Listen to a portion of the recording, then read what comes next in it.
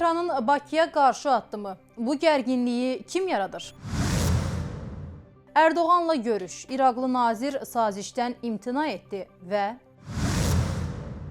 Xəzərə hücumdan sonra İrandan Azərbaycan və bu üç ölkəyə çağırış edildi. Amerika Birləşmiş Ştatlarından cavab. İrana bağlı qüvvələrə hücum etdi.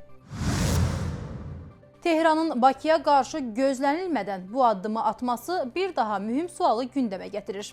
İranın şimal qonşusu ilə bağlı xarici siyasəti hansı beyin mərkəzindən idarə olunur?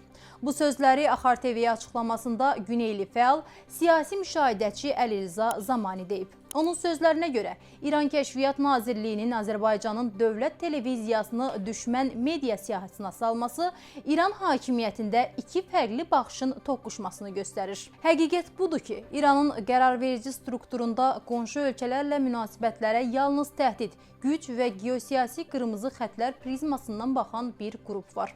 Bu qrup üçün Cənubi Qafqaz tranzit imkanı deyil, hər an partlaya biləcək kəşfiyyat minası sahəsidir. Onlar ASTV-nin İrandakı Azərbaycanlıların milli məsələləri ilə bağlı proqramlarını milli təhlükəsizliyə təhdid sayırlar.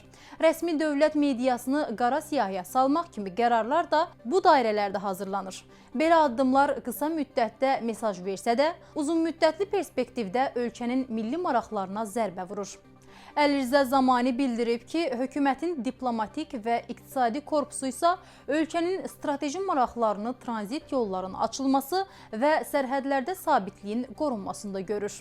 Bu qrup üçün Şimal-Cənub dəhlizi, Araz çayı üzərindəki müştərək su bəndləri və Bakı ilə rabitə kanallarının açıq saxlanılması həyati prioritetdir. Lakin təhlükəsizlik qurumlarının qəfil qərarları diplomatiyanın əldə etdiyi nəticələri yenidən sıfırlayır. Tehranda qonşu ölkələrlə bağlı vahid strateji mövqe formalaşmayana və təhlükəsizlik orqanlarının təsiri azalmayana qədər Bakı ilə münasibətlər gərginlik, müvəqqəti yumşalma və yenidən gərginlik dövrəsində qalacaq. İranın milli maraqları təhlükəsizlik yanaşmalarından daha çox diplomatik rasionallıq və iqtisadi inteqrasiya tələb edir. İraqın yeni baş naziri Əli Zeydi nümayəndə heyəti ilə Türkiyəyə səfər edib. Səfər çərçivəsində iki ölkə arasında 5 müqavilə, o cümlədən inkişaf yolu layihəsinə dair sənəd imzalanıb. Axar TV xəbər verir ki, bunu politoloq Heydər Oğuz deyib. Maraqlıdır ki, İraqın nəqliyyat naziri Salman Əl-Həsəni əvvəlcə bu müqaviləni imzalamaqdan imtina edib. Son anda qarşısına 5 yox, 4 sənəd gətirilən Türkiyə prezidenti Rəcəb Tayyib Erdoğan bunu fərq edərək bir yanlışlıq olmasın, 5 müqavilə yox idimi sualını verib. Bundan sonra baş nazir Əli Zeydi nümayəndə heyəti ilə qısa müzakirə aparıb və naziri sənədi imzalamağa razı salıb. Təəccüblənməyin, İranın diktəsi altında fəaliyyət göstərən İraq hökuməti daha çox Tehranın maraqlarını nəzərə alır.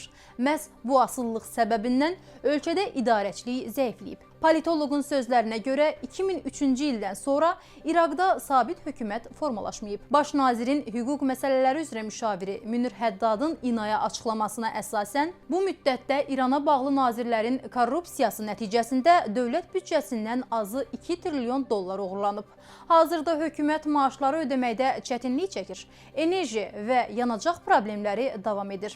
Bu səbəbdən qonşu ölkələrin inkişaf layihələri də Tehrandan göstəriş gəlmədikdə dəstəklənmir. Yeri gəlmişkən, Amerika Birləşmiş Ştatları Enerji İnformasiya Administrasiyasının məlumatına əsasən İraqın 145-150 milyard barel sübut edilmiş neft ehtiyatı var və bu göstərici ilə ölkə dünyada 5-ci yerdədir, politoloq bildirib. Ukraynanın Xəzər dənizində İran gəmisinə hücumu cavabsız qalmayacaq. Axar TV teleqrafa istinadla xəbər verir ki, bunu İran parlamentinin Milli Təhlükəsizlik və Xarici Siyasət Komitəsinin üzvü Məhəmməd Rza Möhsüni Sani deyib. Deputat Ukraynanın İranın suverenliyini pozduğunu iddia edərək, bunun qətiyyən cavabsız qalmayacağını bildirib. Sani qeyd edib ki, Xəzərlə bağlı məsələlər Azərbaycan, Türkmənistan, Qazaxıstan, Rusiya və İran tərəfindən həll olunmalıdır. Xəzər dənizində təhlükəsizlik sahilyanı 5 ölkə arasında imzalanmış konvensiyaya uyğun və qonşu dövlətlərlə qarşılıqlı əməkdaşlıq əsasında formalaşır. Xatırladaq ki, Ukrayna Xəzər dənizində Rusiyaya silah-sursat daşıdığını bildirdiyi İran hərbi gəmisini vurub. Tehran bundan sonra bəyan edib ki, hücum nəticəsində bir dənizçi həlak olub, biri isə yaralanıb. Tehran gəmiyə hücumu təcavüz aktı adlandıraraq buna cavab verəcəyini bəyan edib.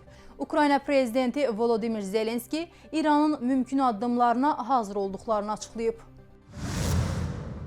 Amerika Birləşmiş Ştatları və Səudiyyə Ərəbistanı qüvvələri İraq ərazisində İrana bağlı Həşd-i Şabi qruplaşmasına qarşı birgə dəqiq hava zərbələri endirib.